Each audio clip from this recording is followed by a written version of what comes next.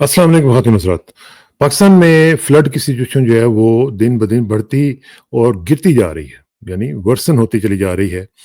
सूरत-ए-हाल इस तरह है कि जहाँ पे हम देख रहे हैं कि डेड बॉडीज़ भी हमें नज़र आ रही हैं, वहाँ पे लोग जो हैं वो अपना सब कुछ लुटा चुके हैं, लोगों के घर तबाह हो चुके में हैं और हमारी जो टिकटॉक हुकूमत है, वो उनको इस चीज़ से फुर्सत ही नहीं है कि वो सिर्फ़ जो है वो कारोबार जारी रखें टिकटॉक वाला। बाकी मामलात जो हैं वो उसी तरह चल रहे हैं। कोई उनकी देखभाल करने वाला नहीं है। ये सारी सूरत-हाल देखेंगे ज़रा कि क्या रहा है और साथ-साथ सियासी सिचुएशन भी है, उसको भी ज़रा हैंडल करने की कोशिश करते हैं। और साथ ही साथ जो इंटरनेशनल इश्यूज़ हैं, वो भी हम देखेंगे कि 1-2 चीज़ें बड़ी इंपॉर्टेंट इंटरनेशनली भी हो रही हैं। मैं हमेशा आपसे गुज़ारिश किया करता हूँ कि इंटरनेशनल इश्यूज़ को भी ज़रा फ़ॉलो किया करें क्योंकि वो हमारे साथ लिंक्ड हैं। हम एक ग्लोबल विलेज में रहते हैं, तो वो हमारे साथ लिंक्ड हैं। तो इन तमाम अमूर पे बात करते हैं और हमें जॉइन कर रहे हैं सीनियर राइटर जनाब साद हफ़ीज़ साहब। साद भाई अस्सलाम वालेकुम जी। जी, वालेकुम सलाम। कैसा हैं साहब? साद भाई ज़रा फ्लड्स के ऊपर ज़रा मुझे बताएँ कि क्या हो रहा है? ये ठीक है इंडिया ने पानी भेज दिया, वो ज़ाहिर है उनकी भी मजबूरी थी और हमारी भी मजबूरी थी कि क्योंकि हमने तो कभी तैयारी नहीं करनी है कि इस तरह की जो इवेंचुअलिटीज़ हैं, मैंने तो ज़िंदगी गुज़ार दी और आज तक यही देखता हूँ, हर साल फ्लड्स आते हैं और हर साल हम यही कहते हैं कि हम डैम बनाएँगे, हम ये करेंगे, वो करेंगे। लेकिन होता क्या है? कुछ भी नहीं होता और फिर हम चुप करके बैठ जाते हैं। अभी भी वही रेपिटिशन हो रही है कि जी वो हो फलाने हमने डैम बनाने थे, अब हम डैम बनाएँगे, ये करेंगे, वो करेंगे और 2 महीने के बाद जैसे ही ये पानी उतर जाएगा, फिर हम अपने जो यूजुअल बिज़नेस है, उस पे आ जाएँगे। तो ये हो क्या रहा है? इसको हैंडल कैसे किया जाना चाहिए था और क्या-क्या ऑप्शंस हैं इस वक़्त जी?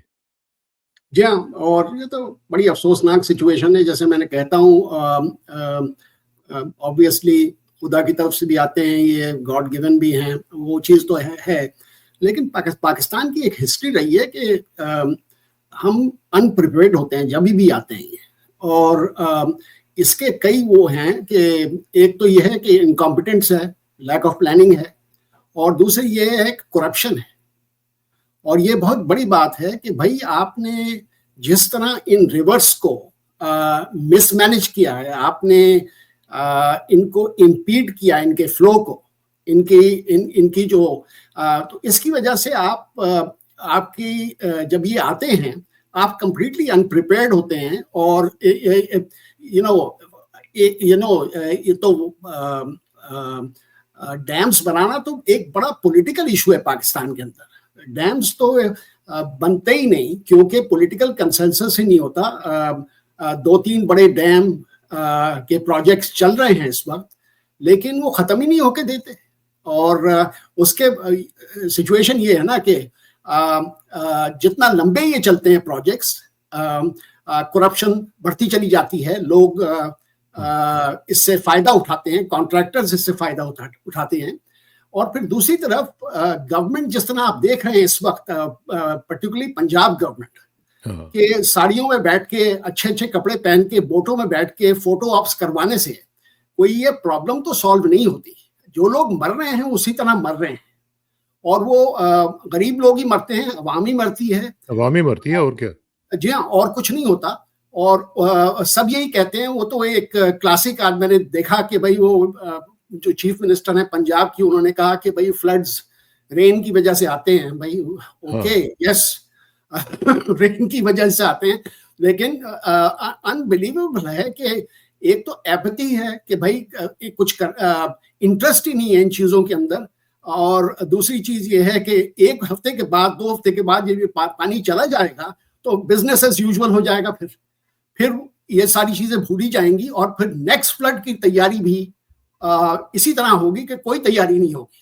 कोई तैयारी नहीं होगी और हम इसी तरह यही सफ़र करते रहेंगे और हमारे जो लीडर्स हैं वो यही दावे करते रहेंगे कि जी हमें भाषा डैम बनाना चाहिए, फलाना डैम बनाना चाहिए। अभी तो अल्लाह माफ़ी दे, अभी तो देखें ये पंजाब से गुज़र रहा है, ये जब सिंध में पहुँचेगा तो वहाँ पे पता नहीं क्या-क्या तबाही होगी।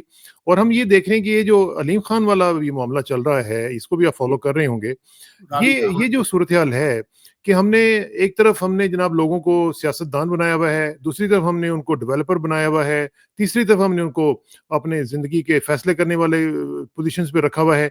ये अजीब-सी बात है। देखें ये पाकिस्तान में अभी कोई तसव्वुर कर सकता है कि इस तरह के करोड़ों रुपए के घर जो हैं, लोगों के उजड़ गए हैं। ये पार्क व्यू सोसाइटी के अंदर जो कुछ भी हो रहा है और यही वो पार्क व्यू सोसाइटी है जो इमरान खान ने मना किया था कि इनको लाइसेंस नहीं देना, एनओसी नहीं देना। मरियम साहबा ने आते ही फौरन ही 1 हफ्ते के अंदर-अंदर इनको एनओसी दे दिया। अब वहाँ पे लोग जो हैं वो करोड़ों रुपए लगा के बैठे हुए हैं और भाई ज़लील। साइकिल है ना जी। कसाना साहब, जैसे एक डेवलपर्स को आप पॉलिटिशियंस बनने देते हैं और हाँ। यही डेवलपर्स पॉलिटिकल पार्टीज को पैसे देते हैं। पॉलिटिकल पार्टीज इनके डोनेशन से चलती हैं और उसी तरह इनको ये नो ऑब्जेक्शन सर्टिफिकेट मिल जाते हैं आसानी से।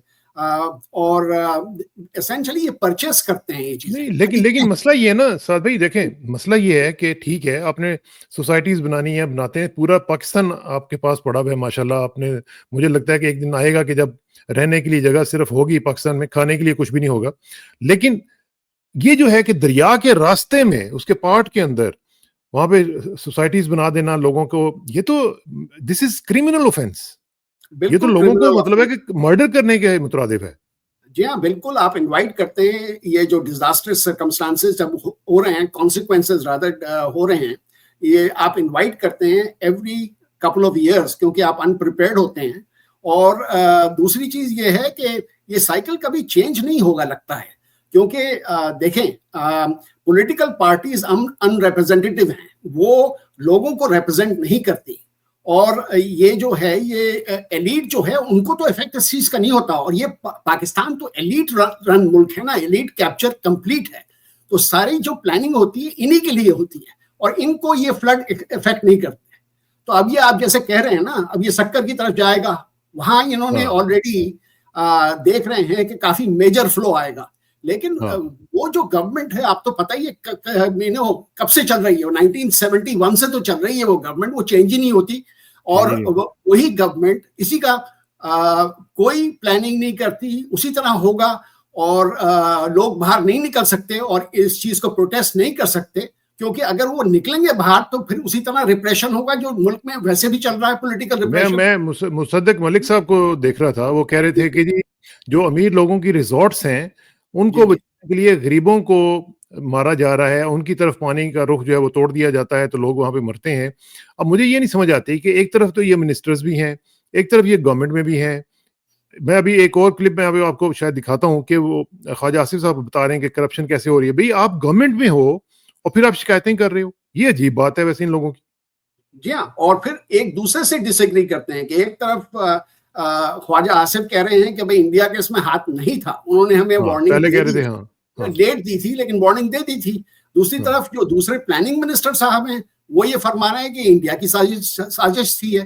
तो this is finger Poynting and basically taking the not taking responsibility, और दूसरों को एक्यूज करने से कोई फायदा नहीं होता इसका। और ये जो है ना, तब तो 22 लोगों की डेथ का अभी तक पता चला है, इससे बहुत ज्यादा होगी। और फिर माली नुकसान भी तो इतना हुआ है। अभी तो आप ये कह रहे हैं कि भाई इकोनॉमी बेहतर हो रही है, कैसे इकोनॉमी बेहतर हो सकती है? अभी इसका जो इम्पैक्ट आएगा वो हम देखेंगे भाई इकोनॉमी के ऊपर। तो ये चीज, ये मैं आपको दिखाता हूँ, ये देखें ना, ये ख्वाजा आसिफ साहब माशाल्लाह वजीर दिफा हैं आजकल। वो कह रहे हैं कि ये एक प्रोजेक्ट है जिसका नाम PICIIP है, सैकड़ों डॉलर का वर्ल्ड बैंक का कर्जा, 2 शहरों सियालकोट और साहिवाल में कई साल से काम हो रहा है। काम की क्वालिटी का आप इस वीडियो से अंदाजा लगा लें। ये सियालकोट में खादम अली रोड है और उसके नीचे PICCIP के ठेकेदार ने पाइप डाले हुए हैं। इससे बाकी काम की क्वालिटी का अंदाजा लगा सकते हैं। शहर के बाहर डिस्पोजल बनी है लेकिन सिस्टम अभी चालू है नहीं। ठेकेदार ताकतवर है, आप जरा सोचिएगा, ठेकेदार ताकतवर है, आप अंदाजा लगा लें वो हमारी पार्लियामेंट का रुकन भी है। दौलत की कोई इंतहा भी नहीं, शायद ही किसी का एहतसाब हो सके। मेरा हल्का है, आवाज उठाना पड़े। भाई आप गवर्नमेंट में हो भाई, मुझे तो ये नहीं समझ आती कि आप कहते हैं जी कि शायद ही किसी का एहतसाब हो सके। तो एहतसाब किसने करना है? जब आप अपोजिशन में होते हैं फिर भी आप शिकायतें करते हैं, जब आप उससे जाते हैं, बाहर जाते हैं, तो फिर भी आप ये जरा देखें, आप ये सड़कें टूटी हुई हैं। मैं लेगारी साहब थे एक बहुत ही कॉम्पिटेंट मिनिस्टर PTI के गवर्नमेंट के अंदर लास्ट वाली में, उनको देख रहा था, प्रोविंशियल मिनिस्टर थे पंजाब में। तो वो डिस्कस कर रहे थे सिचुएशन को। तो ये करप्शन तो अपनी जगह है, आप देखें क्वालिटी ऑफ वर्क भी देख लीजिए। लेकिन वो ये कहते हैं कि अगर आप छोटे छोटे भी डैम बना लें, थोड़े छोटे छोटे भी डैम जिसके ऊपर पॉलिटिकल इशू इतना नहीं होगा, उससे भी बड़ी इसकी सेविंग होती, लेकिन वो भी आप नहीं करते। क्योंकि वो आपको उसमें इंटरेस्ट नहीं है ना, क्योंकि उसमें पैसा इतना एक्सचेंज नहीं होता, उसमें करप्शन इतनी नहीं हो सकती। तो प्लानिंग तो बिल्कुल है ही नहीं। आप देख रहे हैं कितनी अट्रोशियस ये है चीज, देख ये रहे हैं। जरा देखें आप। हाँ जी।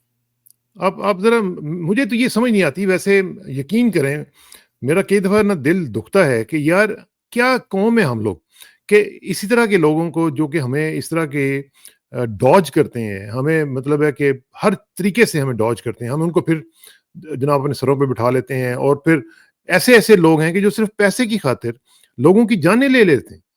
जी हाँ। This is unbelievable. जी हाँ, और मैं ये कह रहा था, मैंने पॉइंट इस वजह से रेज किया था सिंध के बारे में कि डायनेस्टिक पॉलिटिक्स जो है ना, ये कि अब्बा रूल कर रहे हैं, उससे ग्रैंडफादर रूल कर रहे हैं एंड सो ऑन, और फिर अब बच्चे रूल करेंगे। इनका प्लान तो यही होता है ना, कई यही जनरेशन होता है। फैमिली में रखें, तो उससे कोई चेंज नहीं आती ना बिल्कुल। और सिंध में तो वर्स्ट सिचुएशन है इसी वजह से कि उस फैमिली ने अलाउ ही नहीं किया कि भाई आप उसको सिस्टम को ऑपरेट करने दें, कि भाई आप लोकल बॉडीज को एम्पावर करें, लोकल बॉडीज को इन चीजों में इन्वॉल्व करें, उनको स्ट्रांग बनाएं। दूसरी वो तरफ मुझे लोग बताएं इन साथ चीजों भाई, दूसरी तरफ मुझे एक चीज बताएं कि ये जो रेस्क्यू का काम है, अभी देखें ना, अभी इट्स ऑन गोइंग, अभी रेस्क्यू भी जो एफर्ट्स हैं वो होनी चाहिए। मैं देख रहा था कि हमारे जो फील्ड मार्शल साहब हैं वो भी निकले हैं बाहर, और वो सियालकोट करतारपुर वगैरह में गए हुए थे। करतारपुर में ज़ाहिर है कि वो डूब गया था सारा का सारा, तो वो कह रहे हैं कि करतारपुर को हमें जो है वो उसको जल्दी से जल्दी ठीक करना है, और वो कर रहे हैं उसके ऊपर। लेकिन पूरे जो ये जो रेस्क्यू ऑपरेशन है, इसमें मुझे कहीं फौज नजर नहीं आ रही है। कहीं आपने देखा है फौज के लोगों को? क्योंकि मैं देख रहा था 1122 वाले तो थे, लेकिन क्या इस तरह की जो कैलेमिटी है उसमें हमारे फौजी जवान जो हैं उनको नहीं हर जगह पे मौजूद होना चाहिए कि भाई इमरजेंसी है, बाकी काम छोड़ के आप इस पर लोगों को बचाने की कोशिश करें, लोगों की जान माल और उसकी हिफाजत करें जिस तरह हो सकता है। बिल्कुल। और मैंने मैंने यानी फौज मैं मुझे I have nothing against Kartarpur, मैं खुद वहां पे गया हुआ हूँ, मुझे मुझे बड़ा प्यार है उस कम्युनिटी के साथ। लेकिन मसला ये है कि सिर्फ करतारपुर क्यों, बाकी पाकिस्तान पूरा क्यों नहीं? बिल्कुल। और ये जो है, ये तो फोटो आप देख रहे हैं ना, ये तो इसमें तो सियासी एलिमेंट भी तो है, इसमें इंडिया का एलिमेंट भी तो है। तो ये तो ठीक कर रहे हैं कि भाई उनको दिखा रहे हैं कि भाई हम अपनी माइनॉरिटीज को किस तरह ट्रीट करते हैं, वी पुट देम एंड हमको फर्स्ट प्रायोरिटी उनको देते हैं। तो he is coming out strong in that respect, ये जो फील्ड मार्शल है। तो ये तो खैर ठीक हो गया। लेकिन आपकी बात बिल्कुल ठीक है कि भाई फौज को सारे मुल्क में जहां ये हुआ है इन्वॉल्व होना चाहिए, और कर रहे हैं, करना चाहिए रिलीफ एफर्ट्स में। लेकिन भाई रिलीफ एफर्ट्स तो फाइनल स्टेप होती है ना कसाना साहब। अगर आप प्लानिंग नहीं करेंगे तो आप हर 5 साल यही करेंगे, तो फौज कितनी दफा बाहर आएगी और इन चीजों को हेल्प। फौज का जॉब भी नहीं है ये करने का। जब भी तो मैं कह रहा हूं ना कि आपको लोकल गवर्नमेंट्स जो हैं उनके साथ रेस्क्यू, और साथ साथ उनकी जो प्लानिंग और छोटे छोटे डैम बनाना, मैनेज करना, ये बहुत जरूरी है। हाँ, लेकिन मेरा पॉइंट ये है कि ठीक है, आपकी बात आइडियली बिल्कुल ठीक है, ऐसा ही होना चाहिए किसी भी आइडियल किस्म के सिस्टम में, कि लोकल बॉडीज हों, वो सारे उनके अपने सिस्टम्स हों, इन प्लेस हों। लेकिन हमारे यहाँ तो वो इस तरह का सिलसिला है नहीं ना जी। हर चीज़ हमारी तो आपको पता है बक स्टॉप्स एट GHQ। तो अब वो जो हर चीज़ जो चूंकि वहाँ से होनी है, तो फिर why not in emergency situations they should come out. अब देखें ना, मुझे याद है अमेरिका में जब ये कतरीना वगैरह के, आपको पता है मेरे ख्याल दो डेकेड्स हो चुके हुए हैं, इस तरह की जब भी कोई चीज़ें आती हैं, नेशनल गार्ड्स को बुलाते हैं, अपनी फौज को बुलाते हैं, मरीन्स आते हैं, वो सारा कुछ करते हैं, और ये इनकी ट्रेनिंग होती है। ये इसीलिए तो उनको ट्रेन किया जाता है कि इमरजेंसी सिचुएशंस के लिए। जी हाँ, बिल्कुल। और ये एटलीस्ट फौज तो ये क्लेम कर रही है ना कि हम आए हैं और हम लोग पार्टिसिपेट कर रहे हैं, बड़ा इस रिलीफ एफर्ट के अंदर इन्वॉल्व हैं पूरी तरह। तो आपको नजर आई है कहीं फौज? मैंने तो नहीं देखी, लेकिन मैं ये कह रहा हूं कि ये जो क्लेम करते हैं, क्लेम्स तो बहुत होते हैं ना, इन दी एंड रिजल्ट कुछ नहीं होता। तो आप ठीक कह रहे हैं कि they should be involve everywhere. और कटरीना में भी बाय द वे गवर्नमेंट के ऊपर काफी क्रिटिसिज्म हुआ था कि बड़े लेट आए थे, उससे बड़ा हाँ, डैमेज हुआ था। वो लेट बुलाया था उन्होंने, लेकिन नुकसान बहुत हो चुका हुआ था उस वक्त। जी जी, बाय दैट टाइम।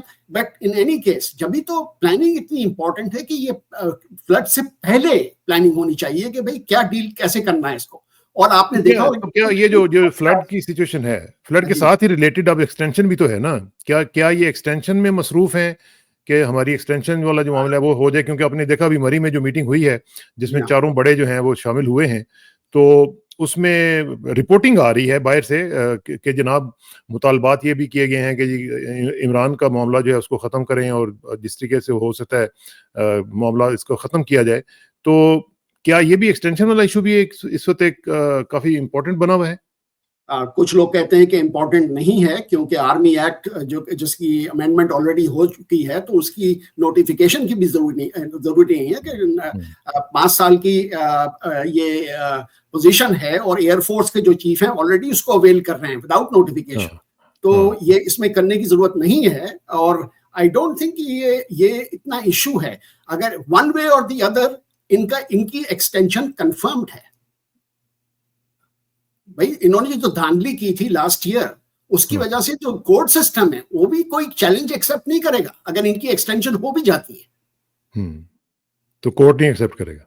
नहीं करेगा। कहां तक जाएंगे कोर्ट में? कौन लेके जाएगा इस चीज को कोर्ट में? और किस तरह की कोर्ट है हमारी पता ही है हम सब लोगों को। ये कह रहा हूं जब तो कॉम्प्रोमाइज कोर्ट्स हैं तो कौन इसको इम्पीड करेगा? कौन इसकी जगह में इसके राह में आएगा? कोई भी नहीं। तो फिर ये मतलब वो डिक्लेयर कर देना चाहिए कि he is here for life. जी हाँ, यही लगता है। एटलीस्ट 5 साल तक तो ये हैं टोटली 32 तक कह रहे हैं और उसके बाद भी प्लानिंग है। अब देखें कि नहीं मैं ये कह रहा हूँ कि ये जो हर 2 साल के बाद हम लोग बैक टू स्क्वायर वन पे आ जाते हैं और फिर पूरे का पूरा मुल्क जो है वो एक इनकबाज की कैफियत में से गुजर रहा होता है। तो मेरा ख्याल है कि जो भी बंदा आए चीफ जो आए उसको पार्लियामेंट ये कानून पास कर दे कि जी he is here for life. जब वो अल्लाह ताला के पास चले जाएंगे तो फिर कोई दूसरा हम सोचेंगे कि कोई अगर आ गया तो उसके बाद फिर उसको भी फॉर लाइफ। तो ऐसे ये इससे बेहतर नहीं हो जाएगा? मुल्क जरा काफी जरा सुकून आ जाएगा। जी हाँ, और आप देखते हैं कि चीफ आता है 3 साल के लिए, 2 साल के बाद वो प्लानिंग शुरू कर देता है कि भाई मेरी एक्सटेंशन किसी तरह मुझे मिल जाए। तो उसकी प्रोफेशनल ड्यूटीज के ऊपर भी इफेक्ट होता है इस चीज का। लकीली इस दफा नहीं हुआ क्योंकि एयरफोर्स ने परफॉर्म किया हिंदुस्तान के खिलाफ, लेकिन इनकी अटेंशन सियासी मैटर्स के ऊपर इतनी ज्यादा होती है, पावर के चक्कर में लोग इतने हैं कि और चीजें इंपॉर्टेंट नहीं है इनके लिए। तो ये अच्छा तो ये जरा थोड़ा सा मुझे पीटीआई का भी जरा समझाएं कि ये क्या हो रहा है पीटीआई में। इमरान खान साहब के साथ मुलाकातें हुई, उनके बाद हमने देखा कि जनाब अलीमा खान साहबा का प्रोटोकॉल हमने देखा, उनको गाड़ी समेत जेल में जाने दिया गया, सारा कुछ हुआ। और उसके बाद अब ये फैसले आ रहे हैं कि जी आप कमेटी से जो है वो निकलें, ज़मीनी इंतखाबात नहीं लड़ेंगे। और फिर साथ ही साथ ये भी है कि चांसेस हैं, लोग ये समझ रहे हैं कि बल्कि कुछ लोग जो एनालिस्ट हैं वो ये कह रहे हैं कि हो सकता है कि अगला स्टेप ये होगा कि असेंबलियों से, प्रोविंशियल असेंबली से भी और नेशनल असेंबली से भी इस्तीफा दे दिया जाए। Is that possible? It is possible. ये इमरान खान का डिसीजन है, इमरान खान साहब का, क्योंकि उनको पता है कि ग्राउंड रियलिटीज ये हैं कि भाई इन्हें सिस्टम को लेजिटिमाइज कब तक करेंगे ये। और ये जो असेंबलियों में पीटीआई के लोग बैठे हुए हैं जो एंजॉय कर रहे हैं, अगर ये इनको रिजाइन करके ये घर जाएं तो may be they will participate in a national movement. कोशिश तो करेंगे बाहर आने की। अब तो ये इतने कंफर्टेबल हैं ये लोग कि ये बिल्कुल कोई कॉल इमरान खान देते हैं वो लोगों को निकालने की, ये लोग उसमें पार्टिसिपेट ही नहीं करते भाई। और ये बड़ी इंपॉर्टेंट बात है। आई थिंक कि बड़ा अच्छा डिसीजन लिया है इमरान खान साहब ने। और आगे चल के भी ठीक है, उसकी डाउन साइड भी है। वी नो कि भाई अगर ये लोग असेंबलियों से निकल गए तो फिर ये सिस्टम जो है ये और स्ट्रेंथन हो जाएगा for the short term, but at least PTI और डिसिप्लिन हो जाएगी और उसके लोग जो हैं वो फोकस करेंगे इस गवर्नमेंट को गिराने की तरफ, हाइब्रिड रिजीम को गिराने की तरफ, rather than sitting in assemblies air condition में और गाड़ियां चलाने में और चीजों में जो इनको पर्क्स मिलते हैं। लेकिन उनको तो फ्री हैंड मिल जाएगा ना, उनकी एक्सटेंशन हो जाएगी, उनको फ्री हैंड मिल जाएगा। वो कहेंगे जी कि ये पहले भी तो इसी तरह ही चला रहे हैं ना, पहले भी कौन सा लेजिटिमेट है ये?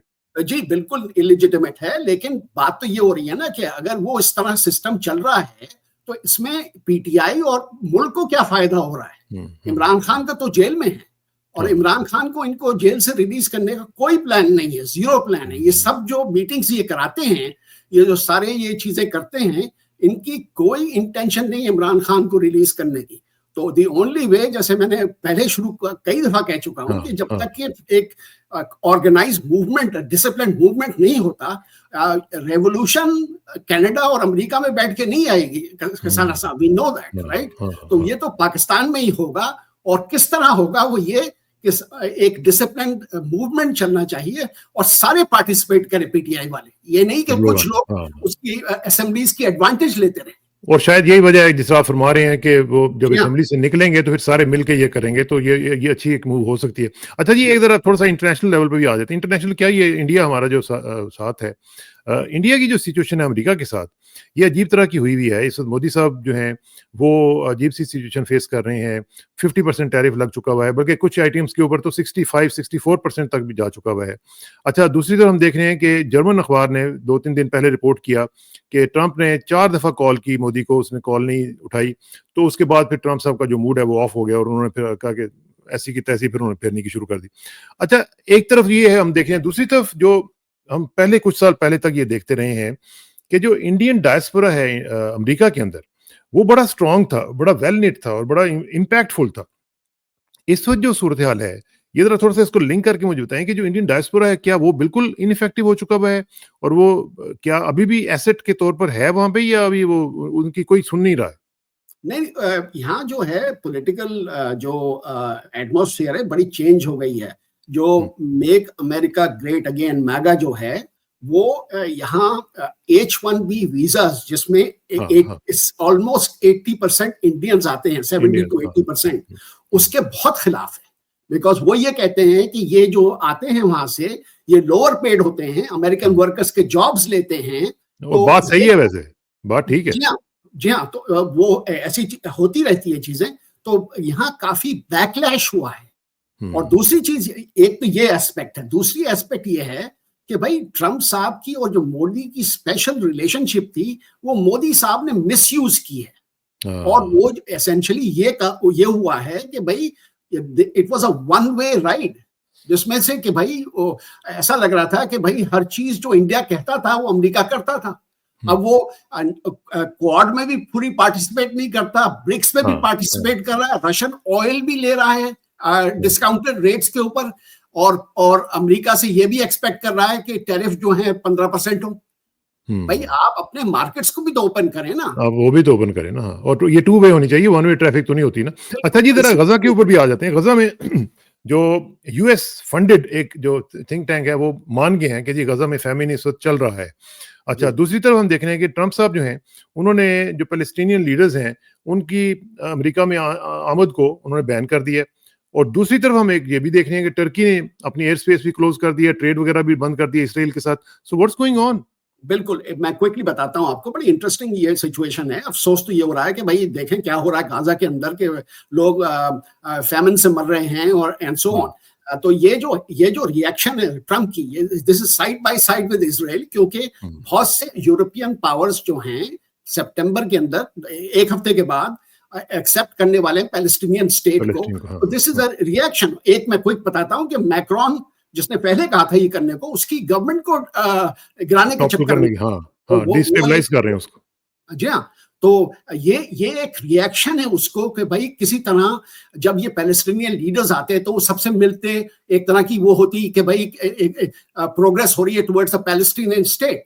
लेकिन खैर वो तो बहुत आगे की बात है। लेकिन द पॉइंट इज कि ये एक एस्पेक्ट है इसका जो बड़ा अफसोसनाक है कि भाई America instead of just staying put and staying on the side lines, और ये नहीं कर रहा। वो कोशिश इसकी फुल यही है कि किसी तरह ये रिकग्निशंस जो होने वाली हैं इसको वो किया जाए। आपने देखा ऑस्ट्रेलिया के अंदर उन्होंने ईरानियन एम्बेसडर को निकाल दिया ऑन हाँ, फ्रिवलेस हाँ, चार्जेस। हाँ, और तो क्योंकि ऑस्ट्रेलिया ने एग्री कर लिया कि भाई पैलेस्टीनियन स्टेट को वो भी एक्सेप्ट करने वाले हैं। करेंगे, हाँ, करेंगे, हाँ, हाँ। चलें, इसके ऊपर हम आपका तज्ज़िया लेते रहेंगे। बहुत-बहुत शुक्रिया, और इंशाल्लाह आपसे जल्दी मुलाकात होगी। ख़ातिन हज़रात, आप भी ज़रा देखा करें और लाइक किया करें, सब्सक्राइब किया करें, शेयर किया करें, और जितना भी हो सके कमेंट्स वगैरह कर दिया करें, और बताया करें कि आप वहाँ पे हैं मौजूद और हमारे साथ मौजूद हैं।